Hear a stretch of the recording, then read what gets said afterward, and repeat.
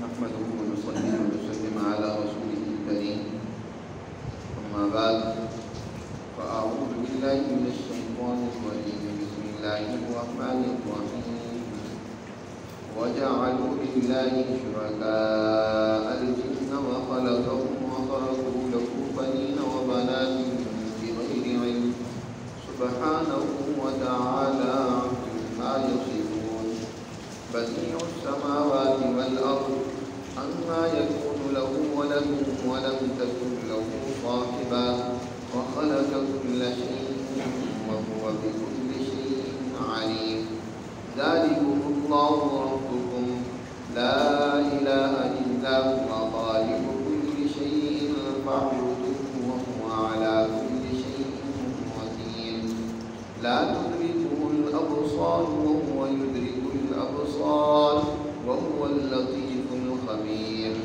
قد جاءكم بصائر من ربكم فمن أبصر فلنفسه ومن عمي فعليها وما أنا عليكم بحفيظ وكذلك نصرف الآيات وليقولوا درست ولنبينه لقوم يعلمون اتبع ما أوحي إليك من ربك لا إله إلا هو وأعرض عن المشركين صدق الله العظيم.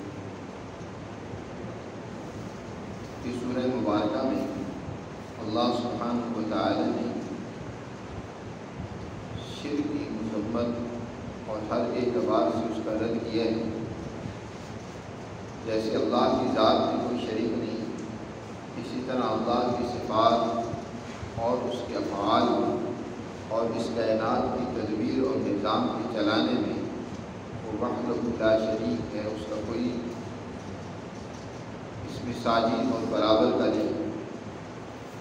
دنیا میں ہمیشہ اس طرح کی گمراہیاں موجود رہی ہیں کہ لوگ بسا اوقات دوسری مخلوقات سے متاثر ہو کر اپنی طاقت و قوت اور اپنے رب کے ساتھ جو تعلق ہے اس کو بھول جاتے ہیں. مثلا مشرکین مکہ میں ایک یہ بودا سوچ موجود تھی. وہ یہ سمجھتے تھے کہ جن بہت بڑی طاقت و قوت کے مالک ہیں، وہ انسان کو طاقت و قوت فراہم کر دینے میں یا انسانی طاقت و قوت ان سے چھین لینے میں بڑی مہارت رکھتے ہیں، انہیں بڑا اس کا اختیار موجود ہے، لہذا وہ اللہ کی برابر اللہ کا شریک ان کو سمجھتے تھے. قرآن مجید نے یہاں ان کی اسی نظریے کی تردید کی ہے کہ جن بھی انسانوں کی طرح اللہ کی مخلوق، اللہ نے ان کو پیدا کیا اور وہ اپنے دائرے کے اندر رہ کر اس کائنات میں موجود ہیں اور وہ اپنی اعمال کے جواب دہ بھی ہیں جو وہ کرتے ہیں، اچھے یا برے. اللہ تعالیٰ نے فرمایا وَجَعَلُوا لِلَّهِ شُرَكَاءَ الْجِنَّ، دیکھو انہوں نے اللہ کے شریک بنا رکھی ہیں جنوں کو اللہ کا شریک بنا رکھا ہے. حالانکہ وَخَلَقَهُمْ انہیں بھی اسی اللہ نے پیدا کیا. ان کا خالق بھی کون ہے؟ اللہ ہے. جو خالق ہے اس نے اپنی مخلوق کو اپنے برابر کیسے کر لیا؟ خالق اور مخلوق میں تو بڑا واضح فرق ہے.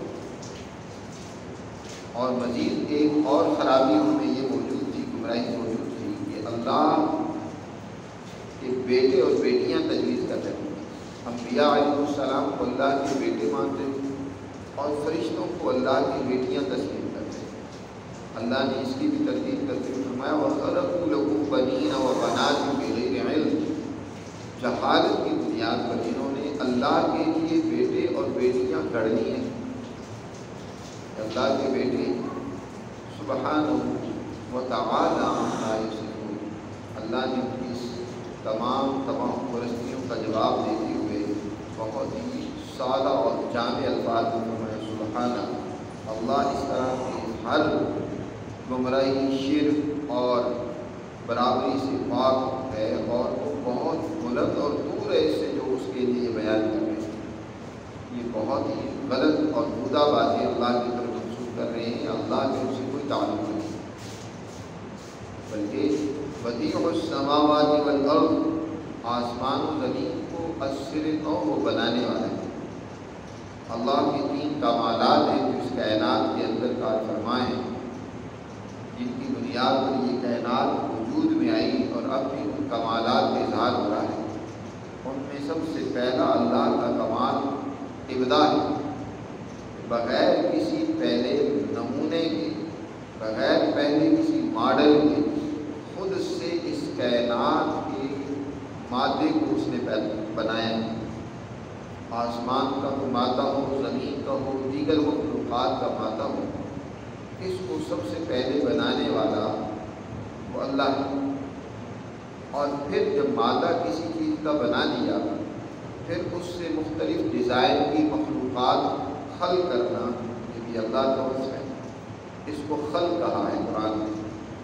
یہاں سب سے پہلی جو اللہ کی صفت یا اللہ کا کمال ہے وہ ابداع ہے، کہ اسی نے اس کائنات کے مادے کو بنایا ہے، آسمان اور زمین، اس کا وہی بنانے والا ہے اثر نو۔ جب اس کا بنانے والا اللہ ہی ہے تو اس کا شریک ہو گیا کس نے اس کائنات کے بنانے میں، اس میں شرکت کی ہے، کوئی ہاتھ بٹھایا ہے، کوئی کردار ادا کیا ہے؟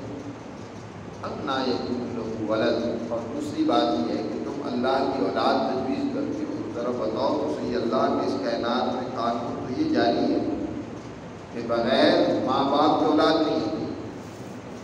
عورت کا ہونا، بیوی کا ہونا اولاد کے لیے ضروری ہے۔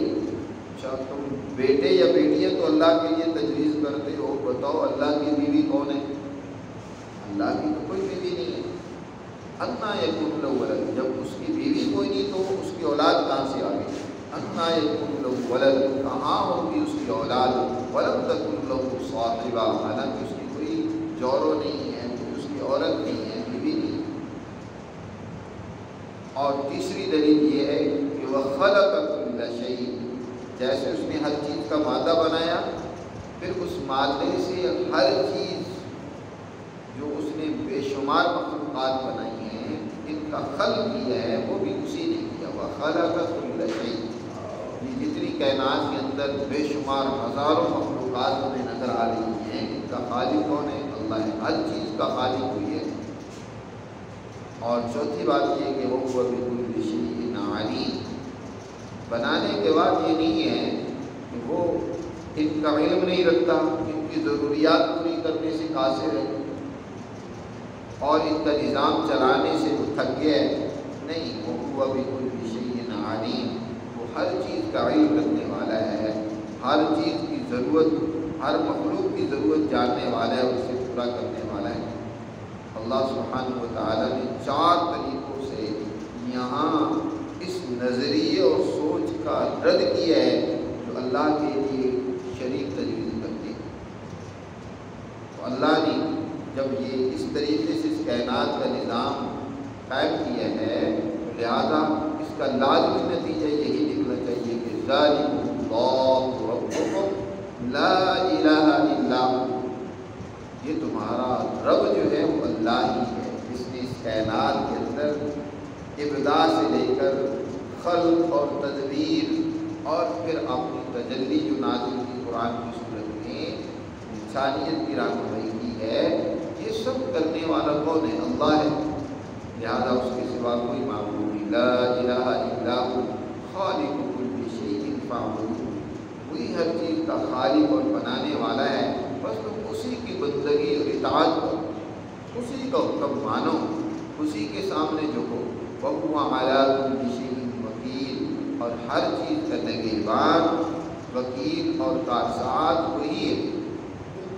لا تدرکہ الابصار، وہ ذات بہت بڑا اور بڑا ذات ہے، اس کی کنو اور حقیقت کا ادراک کسی انسانی طاقت و قوت میں نہیں ہے۔ کوئی بھی یہ دنیا کی آنکھ تو بالکل ہی اس کا ادراک کرنے سے قاصر ہے، اس کو دیکھ نہیں سکتی۔ حضرت موسیٰ علیہ السلام نے اللہ سے التجا کی، مجھے اپنی ذات کو ذرا دکھلائیں تو صحیح۔ اللہ نے فرمایا نہیں تو مجھے دے سکتے، ارنی انظر الیک قال لن ترانی، لیکن پھر بھی تیرے تسلی کے لیے میں اپنی تجلی ایک اپنے نور کی کرن اس پہاڑ پر ڈالتا ہوں. اگر اس پہاڑ نے میری اس تجلی کو برداشت کر لیا شاید تم بھی برداشت کر لو. قرآن میں فلما تجلی ربہ للجبل، جب اللہ نے اپنی ایک تجلی اور اپنی ایک نور کی شعاع اس پہاڑ پر ڈالی، جعلہ دکا، اس پہاڑ کو ٹکڑے ٹکڑے اور ریزہ ریزہ کر دیا. اتنی اس کی تجلی کی اتنی زیادہ وہ پاورفل تھی کہ پہاڑ بھی اس کو برداشت نہیں کر سکتا. ایسی وہ اللہ کا نور اور اللہ کی تجلی کا اتنا زیادہ اس پہ زور تھا، یہ اتنی اس کی پاور اور طاقت تھی کہ پہاڑ جیسی سب چیز بھی اس کی برداشت سے کھاتی تھی. اور موسیٰ علیہ السلام کو اس سارے واقعے کو دیکھ کر بے ہوش ہو کر گر پڑے. اس دنیا میں حضرت عائشہ صدیقہ رضی اللہ تعالیٰ عنہ فرماتی ہیں کہ دنیا میں اللہ کی اس تجلی اور نور کا دیکھنا یہ انسانی طاقت و قوت نہیں. البتہ آخرت میں اللہ انسان کو طاقت و قوت عطا کرے گا کہ وہ اللہ کی تجلیات اور انوارات کو دیکھنے کے قابل ہو سکے گا. باقی اللہ کی ذات وہ نور علی نور ہے، اس کا کوئی وجود نہیں ہے، وہ تو نور علی نور، سراپہ نور ہے. اس کا کوئی ادراک کائنات کی کوئی مخلوق بھی نہیں کر سکتی، نہ فرشتے نہ انبیاء نہ کوئی اور مخلوق. اللہ کی کن اور حقیقت تک کسی کی رسائی نہیں ہے. لا تدرکہ الابصار، اس کا ابصار اور بصیرتیں بصائر ادراک نہیں کر سکتی، لیکن وہ یدرک الابصار، اور وہ ادراک کر سکتا ہے. تمام ابصار کا وہ ادراک نہیں ہوئے، وہ تمام کو دیکھ رہا ہے اور ان کی حقیقت کو جانتا ہے. وہ اللطیف الخبیر، اور وہ ذات انتہائی لطیف اور خبیر ہے. قد جاءکم بصائر من ربکم، تاکہ تمہارے پاس تمہارے پروردگار کی طرف سے یہ بصائر آ چکے ہیں، یہ دلائل، یہ حقائق تمہارے سامنے بیان کیے جا چکے ہیں قرآن مقدس کے اندر. اب فمن ابصر، اب جس نے ان حقائق سے بصارت حاصل کی، رہنمائی لی، اس نور سے فائدہ اٹھایا، فلنفسی، اپنی ذات کے لیے اس نے یہ سارا کیا، اسی ہی فائدہ ہوگا. اور جو اندھا بنا رہا، ومن عمیہ، اور جو اندھا بنا رہا اور ان سے رہنمائی نہیں لی، تو فعلیہ، اس کا اپنا نقصان ہوگا، وہ اپنا نقصان خود ہی کرے گا. وما انا علیکم بحفیظ، اور اے پیغمبر آپ کہہ دو کہ میں تمہارا محافظ نہیں ہوں، میں یہ بات نہیں ہوں کہ تمہیں زبردستی جو ہے ان بصائر کی طرف لے کر آؤں اور ان سے رہنمائی دوں. میں تو تمہارا محافظ نہیں ہوں، تمہارے سامنے کھول کر بیان کر دیے اللہ کی یہ بصائر. وَكَذَلِكَ نُصَرِّفُ الْآيَاتِ، اور اس طریقے سے ہم اپنی آیات کو، اپنی نشانیوں کو، اپنی تعلیمات کو مختلف طریقوں سے پھیر پھیر کر بیان کرتے ہیں. وَلِيَقُولُوا دَرَسْتَ وَلِنُبَيِّنَهُ لِقَوْمٍ يَعْلَمُونَ، تاکہ یہ کہیں کہ درستہ کہ آپ نے بیان کر دیا، آپ نے ہمیں سمجھا دیا، اور تاکہ ہم ان کے سامنے واضح کر دیں، ایسی قوم کے سامنے ان بصائر کو جو علم و شعور سے کام لیتی، قوم یعلمون، جو علم سے کام لینا چاہتی ہیں، تو ان کے سامنے یہ حقائق ہم نے کھول کر بیان کر دیں. اے پیغمبر اتبع ما اوحی الیک من ربک، آپ کے رب کی طرف سے جو آپ کی طرف وحی نازل کی جا رہی ہے، یہ قرآن اتارا جا رہا ہے، اس کا پیغام بھیجا جا رہا ہے، آپ بھی اس کی پیروی کریں اور اس بات کو جان لیں کہ لا الہ الا ہو، کہ اللہ کے سوا کوئی معبود نہیں. وَأَعْرِضْ عَنِ الْمُشْرِكِينَ، اور یہ جو مشرک طرح طرح کے خرافات، بیہودہ باتیں اللہ کی طرف منسوب کر رہے ہیں، کبھی کسی کو بیٹیاں بناتی ہیں اللہ کی، تو کبھی بیٹا، تو کبھی کسی طریقے سے اللہ کا کسی کو شریک بناتی ہیں. آپ صاف کہہ دیں اس کے سوا کوئی معبود نہیں، اور یہ مشرکوں سے آپ اعراض کریں، ان سے اپنے تعلقات توڑ دیں، ان سے منہ موڑ دیں، اور ان کی باتوں سے متاثر نہیں ہونا. تو اس طریقے سے قرآن مجید نے یہاں در حقیقت اس بات کو واضح کر دی ہے کہ اس کائنات کا ابتدا سے لے کر اس کائنات کی تدبیر تک کا سارا نظام اللہ سبحانہ و تعالیٰ اپنی قدرت سے چلا رہے ہیں. لہذا اس کائنات کا حقیقی مالک اور معبود اللہ ہی کی ذات ہے، اسی کی انسانوں کو بندگی اور اطاعت کرنی چاہیے۔ یہی پیغام ہے قرآن مقدس کا کہ زندگی کے ہر شعبہ میں اسی کی رہنمائی کے مطابق وہ اپنی